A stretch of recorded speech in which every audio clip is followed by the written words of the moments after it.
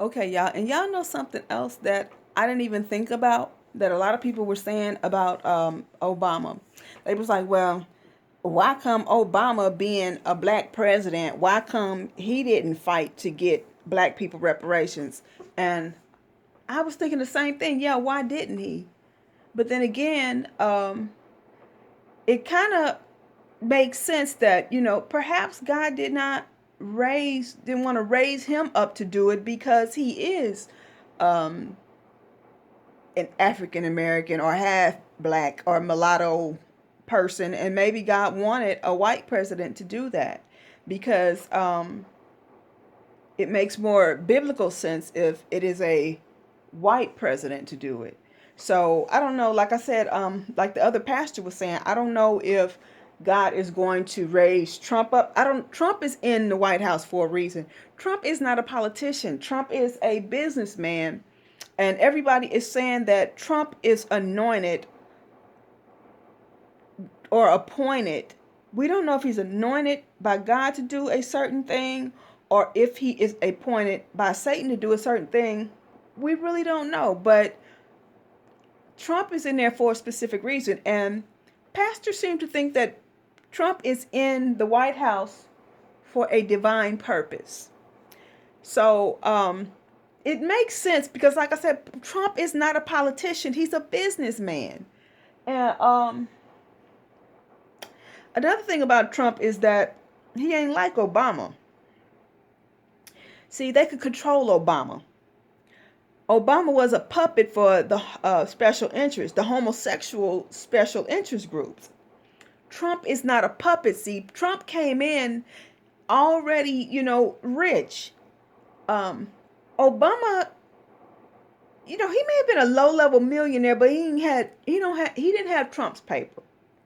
So I'm wondering, like the pastor said, that it wasn't meant for Obama to try to get African Americans reparations. Not that he would anyway, because Obama didn't really do a whole hell of a lot for African Americans or poor people. Obama was the gay president. He was the gay people's president. He fought harder for homosexuals. And then he did the Obamacare. But what, to me, Obama will go down in history as the black president who championed gay rights. He was an advocate for gay rights. He was a president who um, he was the gay rights president. He was the gay president. So um, Trump, in my opinion, I think what's going to happen is Trump knows that if he doesn't win the White House, that he's pretty much going to go to prison, and they're going to mess with his family too.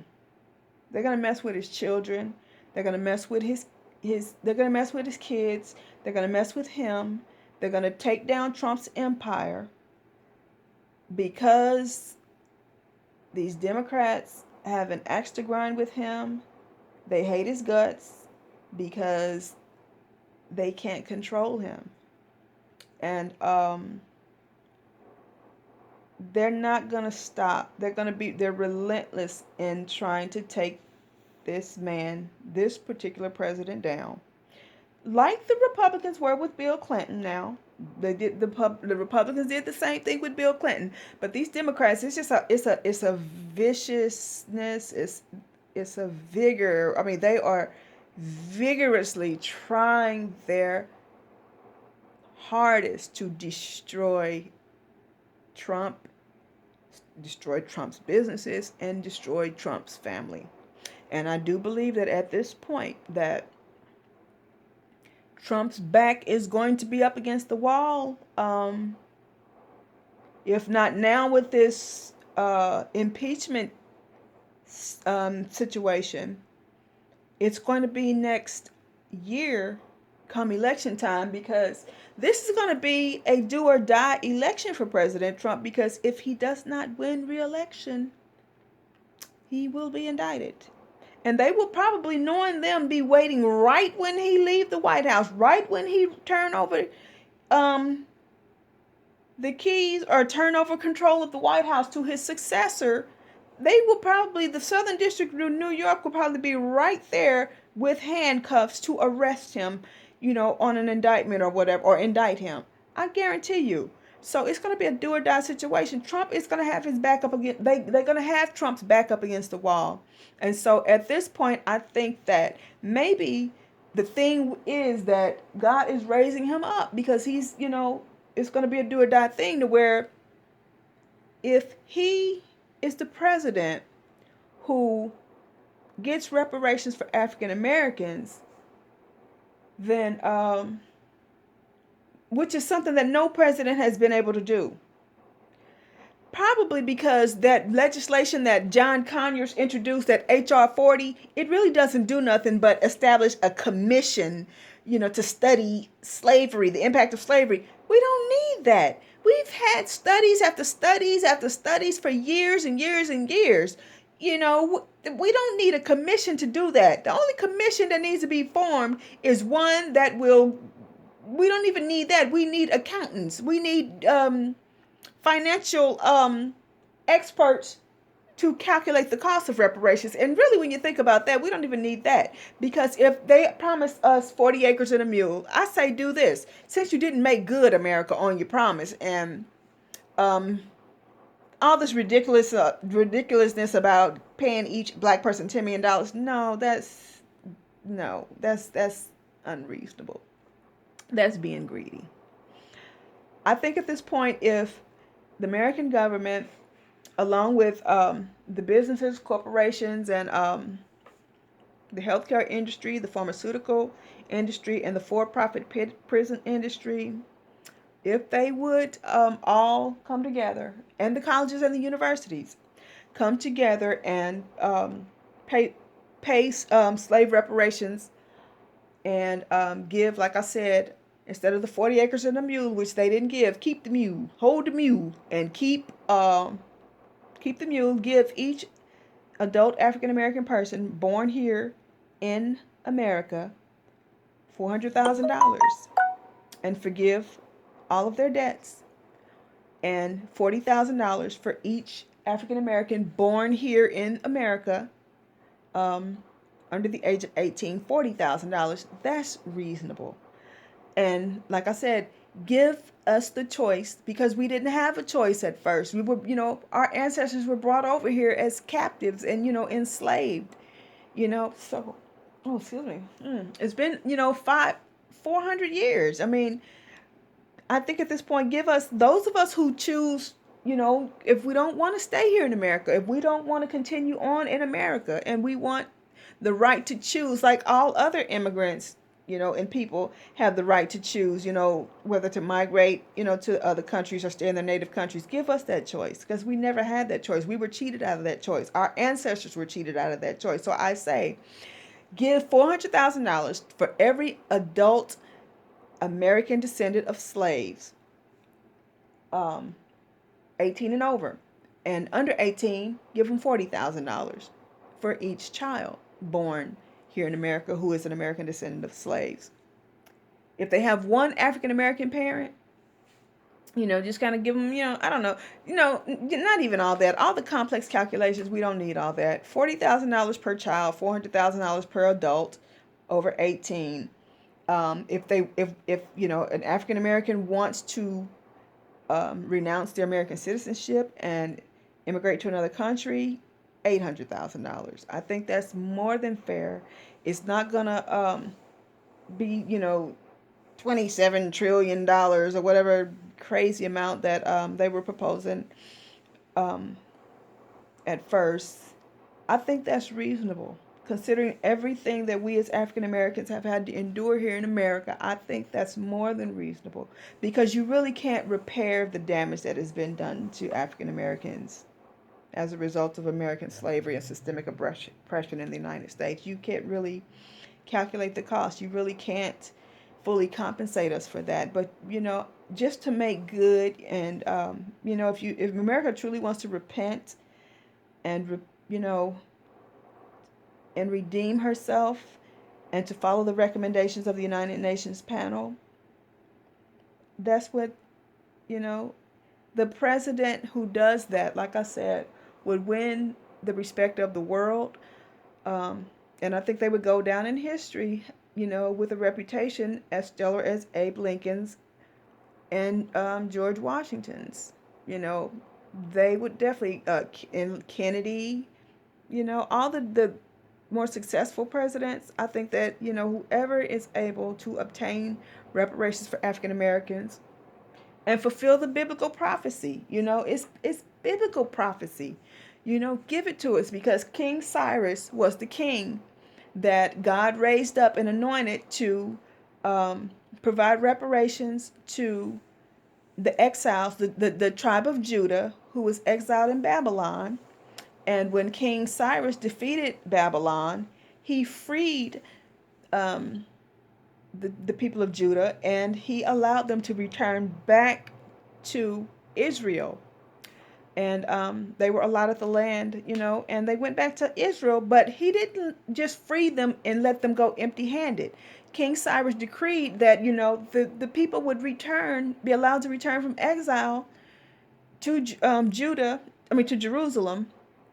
And he gave them the means to relocate and to build the church of God when they got there. And not only that, the people that did not relocate and stayed there in Babylon with Cyrus, he even compensated them. So I think that whoever the president is that is going to get African Americans reparations will be on the level of a King Cyrus or an Abe Lincoln, because it has been something that history has not. It's been 400 years, and a president comes along and he's successful and he can do that, will get the most props, because the world, for one, he's on a world stage, and if he does something like that, it would be the equivalent to getting the Indians reparations and the Jews reparations for the Holocaust or whatever. You get the African Americans who have been enslaved longer and oppressed longer than any other group in the history of the world. Longer than Jews, longer than Native Americans, and the casualties are in the millions. The deaths, are in the millions. So the American president, whose administration obtains reparations for African Americans, which it should be, after 400 years, because it's biblical prophecy. That'll be the president that will probably be, the reputation will be noted for many, many years. Like I said, they'll be on the level of Abe Lincoln and George Washington and Kennedy and all the, better presidents. So I don't know if, like I said, if it's Trump, I don't know. All these other candidates, they're really not talking a lot. You have them, they're pandering to, black people. I think it's all a lot of pandering and posturing, because they're, promising, oh yeah, I'm for reparations, but they never really say what form of reparations. So I don't trust that. Whenever, a politician who's trying to get elected and win votes comes and, to a certain group and promises a lot of things, I don't trust it, especially with Kamala Harris, who was a prosecutor, put a lot of African American, people in prison. I don't trust that. And it's not going to be her, because she's not white. So, and she's a woman. I don't think she's going to be the one anointed to do that. I don't think she has a chance to win the White House anyway, to be honest. But it's not going to be Cory Booker. I think it's going to be a white man, because it would be, it will align up with the Bible, because King Cyrus was the man who God raised up and put it in his heart to free the exiles in Babylon, the tribe of Judah, who were exiled into Babylon. And when King Cyrus conquered Babylon and overthrew, I think it was Nebuchadnezzar, he freed, the tribe of Judah, and allowed them to return back to Israel, and gave them, wealth and possessions and, things to do it. So I don't know. I don't know who the president will be anointed to do that, but I can tell you, Trump is in a position right now to where he can really seal his legacy if he, in fact, gets it done. Because right now, with the way they're so relentless and trying to take him down, I think that it would be beneficial to both sides, to African Americans and the Trump administration, if he did that. Um,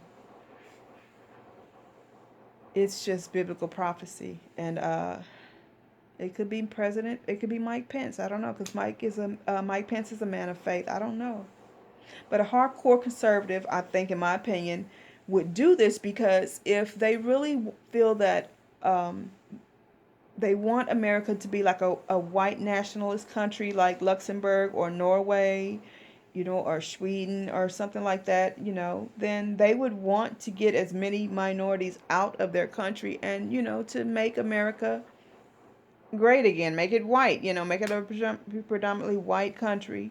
But I don't know, with the influx of Hispanics, I don't know if that could happen. But, they always say that they want African Americans out of their country. So if you're a person that don't want African Americans here, then that would be the incentive that you would have to give us the ability to leave America. Because I can almost assure you that if America gave African Americans $800,000 to renounce their American citizenship and permanently immigrate to another country with their families, I think the majority of us would take. We would take it. We would jump at it, the offer and take it. So Obama, he didn't really do a lot for us. He really didn't, and that's a shame. Even though he was a good president, he just did not really do anything for us or the poor. He didn't do anything for black people or the poor. And that's just the sad fact. But this thing in America is getting so lawlessness is about to overtake America, because you got this, it starts at the head, and with the politicians, you see it, the way it's playing out. I mean, I don't know about y'all, but I can see it, the way everything is happening right now up in Washington with that fighting. Is only going to get worse, because the Republicans feel like they are picking on Trump, for any trivial reason. The Democrats feel like Trump is a corrupt president that they must get out of the White House for the sake of the country. And so both sides feel that each side is right and the other side is dead wrong. And so they are going to defend, their side, and that's just the way it is. I mean, it's going to get worse. It's going to get worse. And when Trump was reelected, when Trump first got in the White House, I was like, well, why would he want to do that? I said, he was successful on The Apprentice. He was successful in real estate and in business. Why would he want to get into politics? But, I said, he's just giving himself more problems and a big headache. But then I'm like, well, maybe Trump is anointed to do something. Trump has a purpose to do something in politics that no other politician, all the career incumbent politicians, have not been able to do. That could be the thing. I don't know. It could be. And then again, it could be another, president that steps up after Trump if Trump don't, win re-election in next November. If he's not reelected, I just think what's going to happen is that he's going to be indicted, and they are going to be relentless. They're going to go after Trump. They're going to go after Trump's children. They're going to go after Trump's businesses. And they're going to take down the whole Trump empire if he doesn't win re-election. So, his back is against the wall. And I think that if he, and another thing, too, it could be real, true quid pro quo. They talking all this stuff about this Ukraine stuff. It could be quid pro quo here in America with us. Because I don't think African Americans should support any politician who does not push for reparations in the form of cash payments and the ability to exit America if we choose to do so, because we did not have us give us that choice. We deserve that choice like everybody else. The Mexicans, they had the choice to come over here. They weren't enslaved, They had the choice to come over here. We didn't have that choice. They have the choice to come and leave. We as black people did not have that choice. We never had that choice. So I say any president that want to go down in history as a successful president with a administration on the level of Washington and Lincoln and all the better presidents, you would give us that choice. Give us reparations and watch, you get blessed for doing it, because it's biblical prophecy.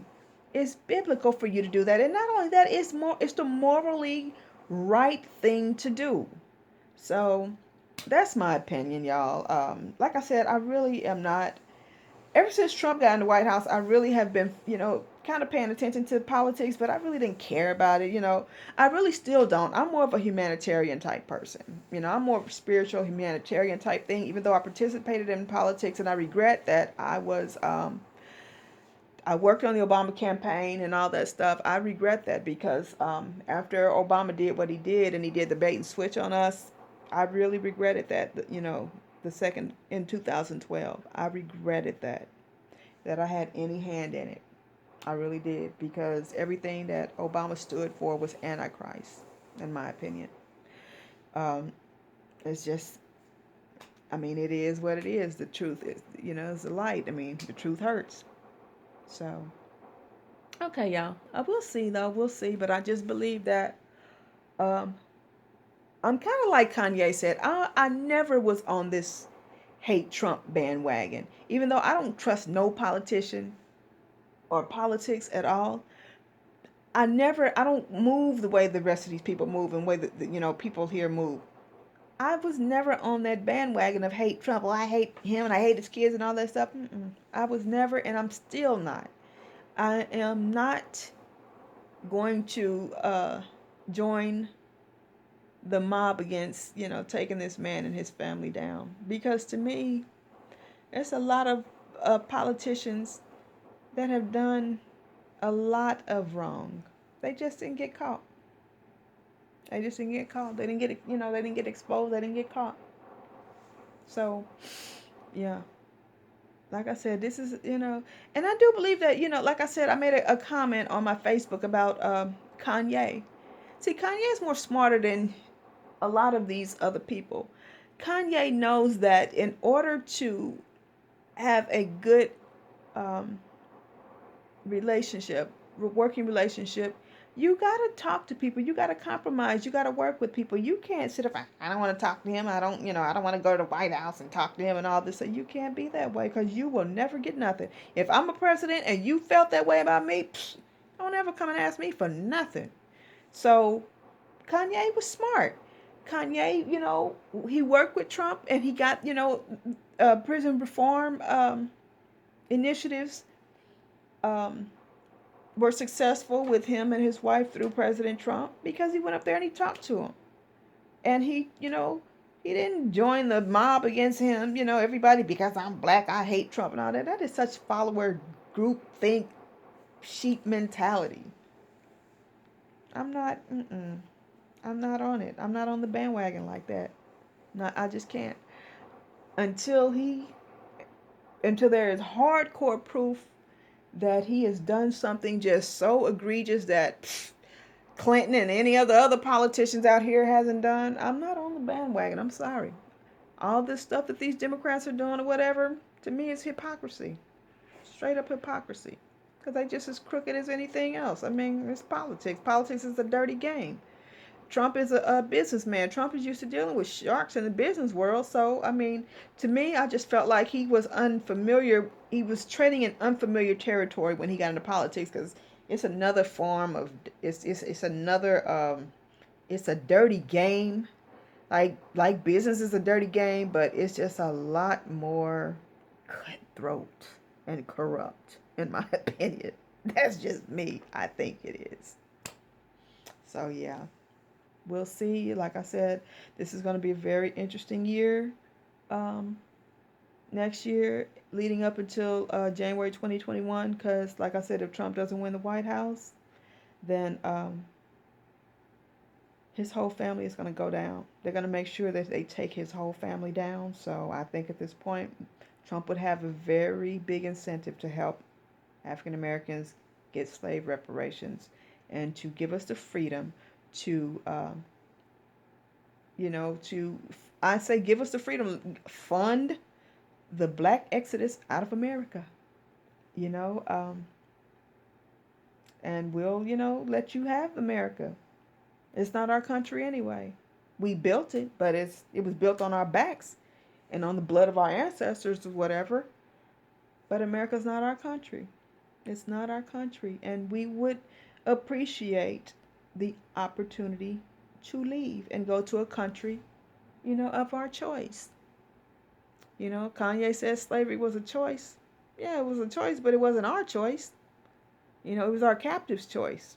They chose to capture and enslave us, enslave our people and oppress us, and they still are making the choice to oppress us systemically. So slavery is a choice, but freedom is now a choice. Those same oppressors can now have the choice to free us. So we'll see what they do. And we'll just see exactly who is the president that will make it happen. Because it's been 400 years, and it's time for African Americans to be,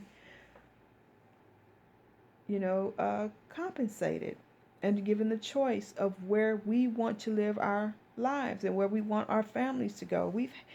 Our people have seen our babies taken and sold, and we never see them again. Our families broken up, sold on the slave auction block, and we never see them again. African American men would often run away from the plantations and leave their families behind and escape up north of Canada, and they never see their families again, and they go off and they start new families. There's so much extensive, irreparable damage that has been done to African Americans under the system of American slavery and still under systemic oppression in America, that no amount of money really can compensate for it fully. But, you still can redeem America and repent by, giving us something, And that's all. Like I said, it's the moral thing to do. So God bless everybody. I am not a prejudiced person. And I even say this, any interracial families or multiracial families, if you got African Americans who, choose to leave the country, I say you come with them, come with us or whatever. If you want to, I'm not prejudiced. Hey, I'm not racist. Racist people go to hell. Because, anybody got hate in their heart for their brother, just the love of the Father, the love of God is not in you. Jesus ain't going to, Jesus going to reject racists. You ain't going to heaven with racism in your heart.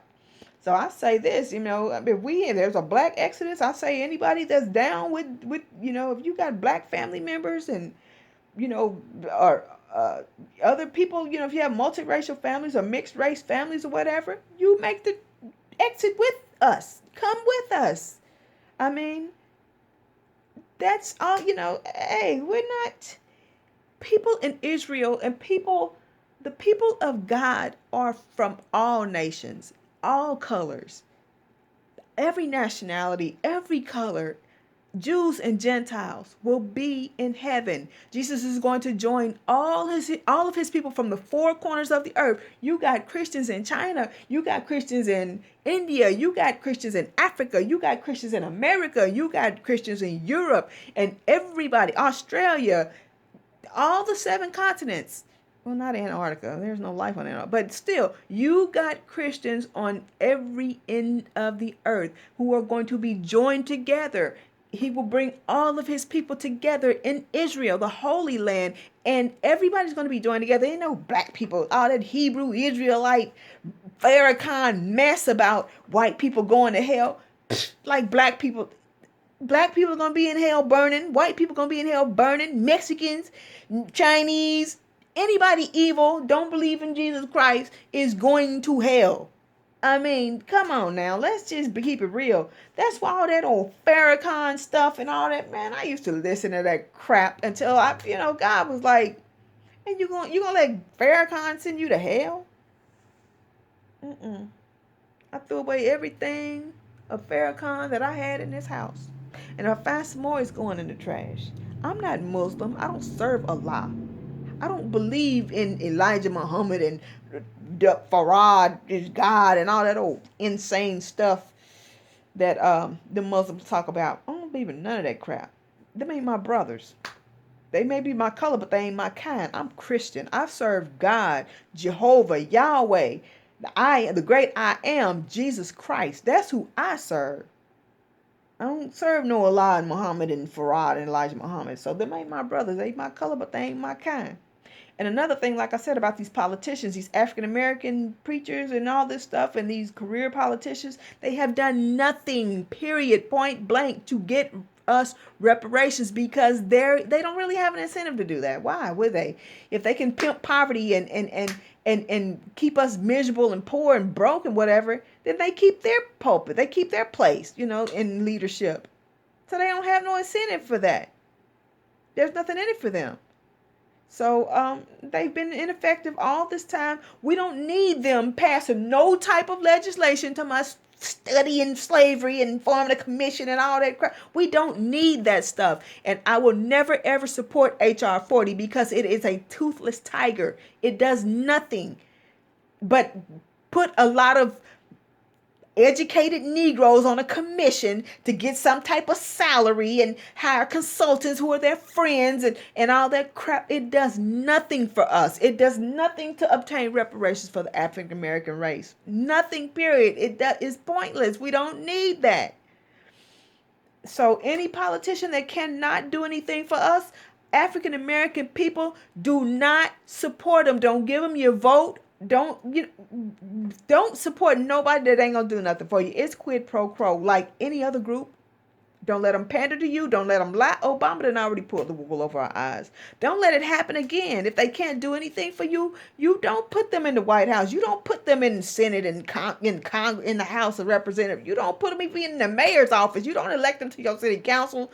Don't put them in the pulpits. Get rid of ineffective, do nothing Negro leadership, because it has gotten you nowhere.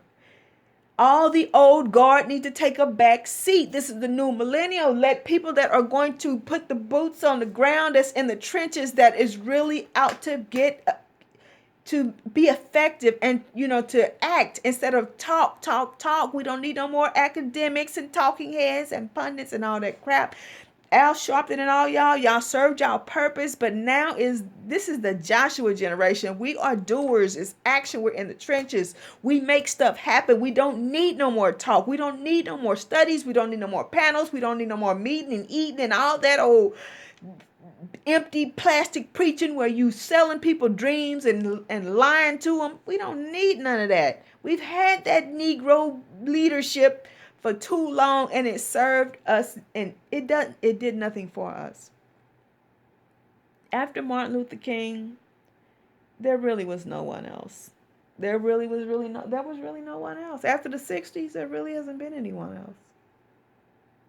Not an effective African American leader who's not just running his mouth. We haven't had anyone else. And Martin Luther King was a leader who did not believe in the separation of the races and things like that. He wasn't a person telling you to hate white people and all white men are the devil, and like them Hebrew Israelite Negroes and all that stuff, talking about white people or Esau and all that. Don't let them people send you to hell. Don't let them people. You will go straight to hell. You believe that way. Just like with David Duke and all these Ku Klux Klan and neo-Nazi skinheads and stuff. All of them going to be burning right in the hell with the black supremacists. All the white supremacists and all the black supremacists, the Mexican supremacists, all of them going to be burning right in hell. So they're going to be right in hell right by each other. Because God ain't never said no race is superior than the other.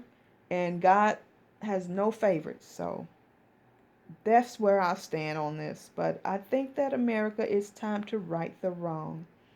It's a global shame. Slavery was will go down in history as an American Holocaust or American apartheid. And the, a president now has, the time is now. The time is ripe. It wasn't maybe the time, it wasn't the appropriate time. But now is the time. It's been 400 years. Like I said, as in the scriptures, prophesied in the scriptures, it's been 400 years. Now I believe and I have the faith that God is going to raise up a president who is going to get us reparations, and he's going to right the wrongs of slavery. And whoever that president is, he's going to get mad respect all over the world and throughout history. So I don't know who it could be, but we'll see. Peace.